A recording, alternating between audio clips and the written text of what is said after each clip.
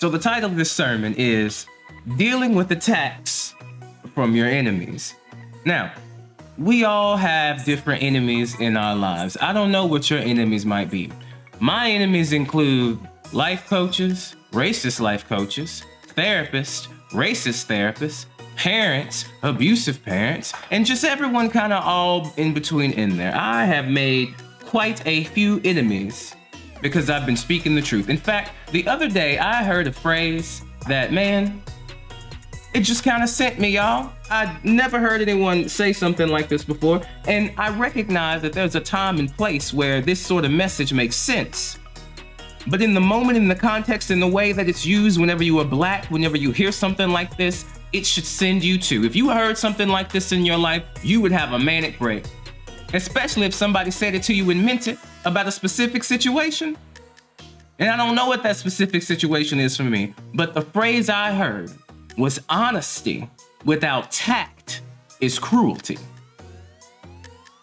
Well, then how in the hell do you tell somebody that their breath stinks? Because the more honest I am about the situation, the more cruel it's gonna feel.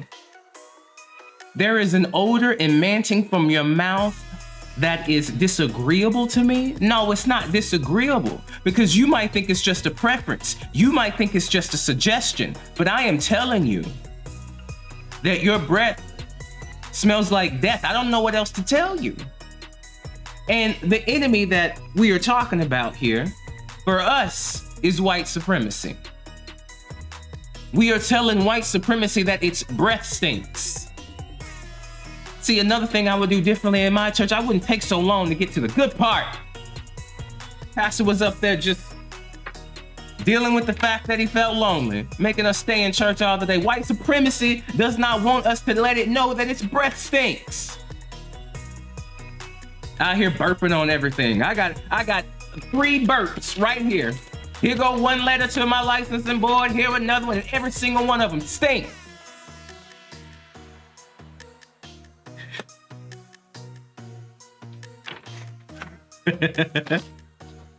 Y'all white supremacy stink!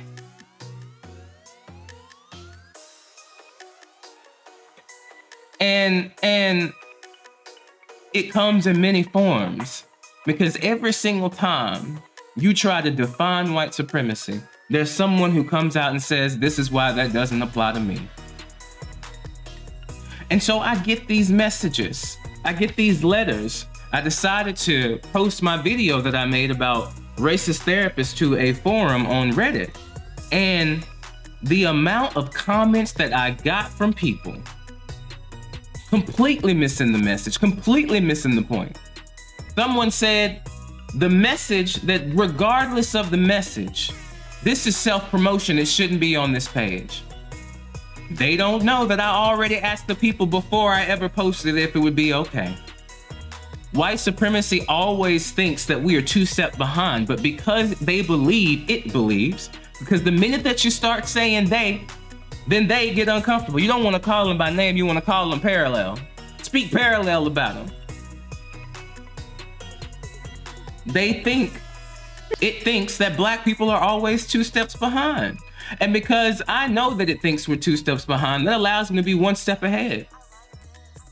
And so the first step in dealing with your enemies is you have to know who they are. You need to define them first and then name them second.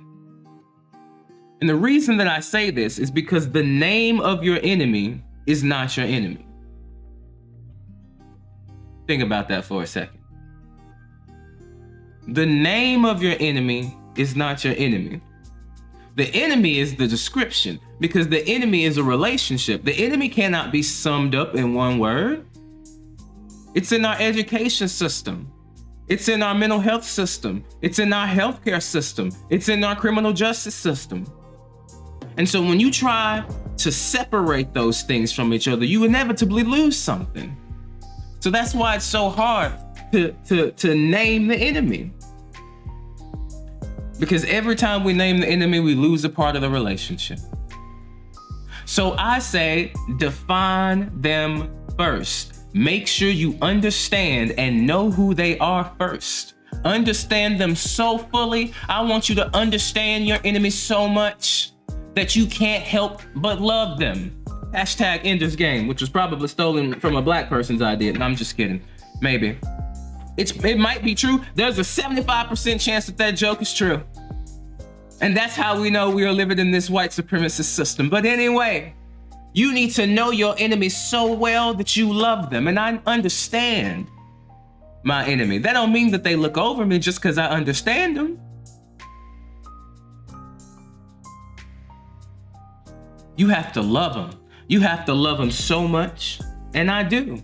I love every single racist therapist that responded to that post. In fact, I love the racist therapist who sent me this message personally, which said, I find the content of your video very interesting, but your attitude on criticism seems to be pretty immature and off-putting. It comes off as if you're above criticism and could not possibly be wrong. Now, I wish I could provide you with the rest of that message, but unfortunately I can't because the person deleted it. But the message here is clear.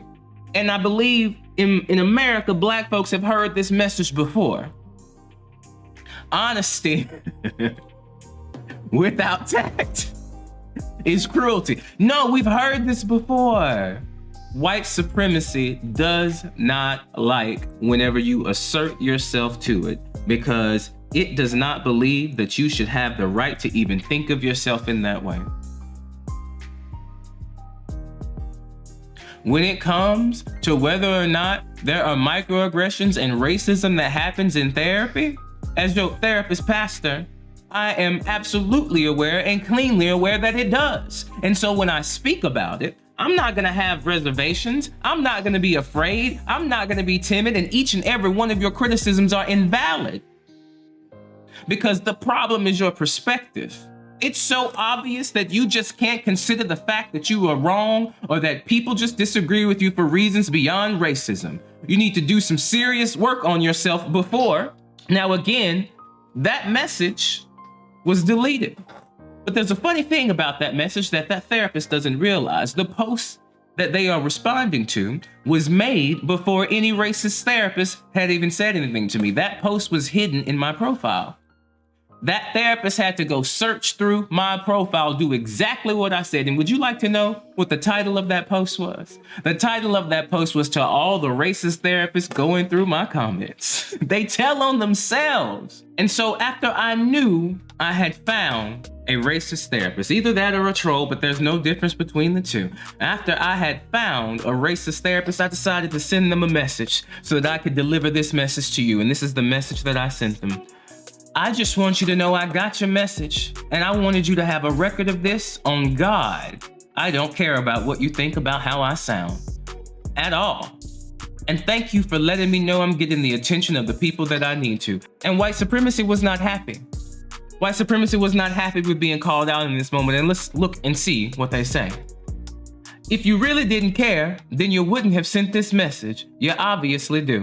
And again, because white supremacy always thinks we're 2 steps behind, this was supposed to affect me. But what they don't know is that they were being used for a greater, more explanatory purpose. You need to consider the possibility that you could just be wrong. About racism? No. About supremacy? No. About oppression in therapy? No. About the fact that y'all like to cover up y'all mistakes using your professionalism because you create the narrative and the documentation? No. Or that people could disagree with you for reasons beyond them being racist. You're absolutely right, but when we're talking about racism, if you're disagreeing with me when we're talking about racism, there's a small possibility that you might be a racist. You do come off as very anti-science in your posts, so why would this be a surprise to you? You sent me 4 messages about how you don't care about what I thought. Lol, bro, does that strike you as the behavior of a stable person? You need to do some work on yourself, and I think that you know that. I honestly feel bad for your clients. And when I tell you that last line, because here's the thing, white people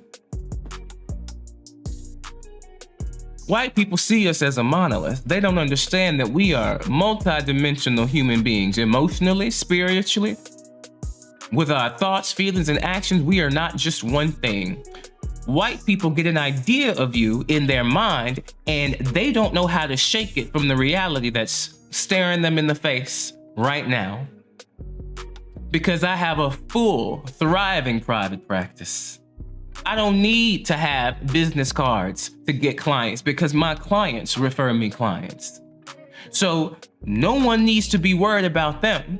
But what you're doing right now is giving us a masterclass on what projection looks like. Because if you hold up the mirror, as long as your hands are strong and as long as you can keep it focused on your target, what your enemies say to you is what they really need to be saying to themselves. Now let's address his comments. He said, you sent me 4 messages to let me know how much you don't care about what I think. That obviously means you do.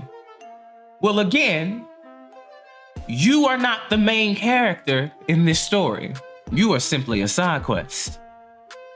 And I needed to establish a relationship with you. I needed you to invite me into your space, your personal space. And I only sent you 1 message about how I didn't care. The rest of it was me just flirting with you. We have done steps 1 through 4 of dealing with your enemies. We must know who they are, understand them fully, love them, stay 1 step ahead by being 2 steps behind, and don't rescue them from the consequences of their actions. Do you have a Cash App or Venmo? When I frame you as evidence and proof of white fragility, I would feel very guilty if I didn't pay you, because this is the best content I'm ever gonna make. I can't control what tone you read this in, but please do know it's said with genuine concern for you and how you feel. I have all of my posts going to my email, so I can see the things you post then delete, which doesn't strike me as the behavior of a stable person. However, I would never make an inference to your mental health or mental state based on observations from the internet. That would be irresponsible. I did send you messages to let you know that I didn't care, but it wasn't for you. It was to establish a relationship so I could get more information for the framing I'll be using on my platform. I really appreciate it. I'll make sure to send you a link to the video when it's completed, but please let me know what your hourly rate is and I will send you a payment for double that. The only reason this person responded to my post, the only reason this person went through my post history to leave another post, the only reason this therapist is concerned for my client's well-being, the only reason this therapist is writing posts and then deleting them, the only reason is because this therapist is racist and they're called out and they have never been so called out before, and they are just screaming the same thing over and over and over again at the top of their lungs like a baby. No, it's not me. I'm not racist.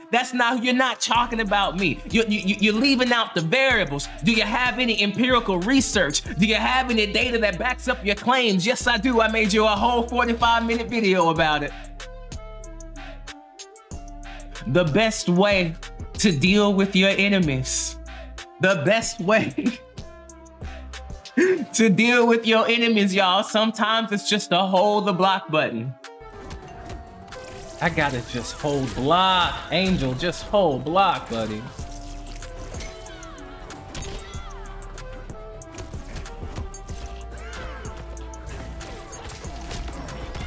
Just hold block, Angel. That's all I gotta do.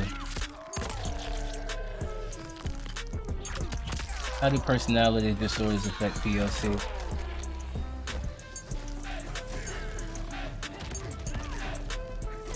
I knew you were gonna do that. You are not good at this game, bro.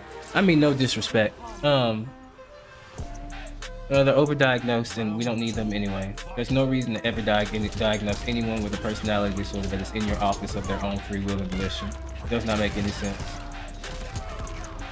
Come on, my boy, stop. I don't want you to press any button. I want you to be afraid to move.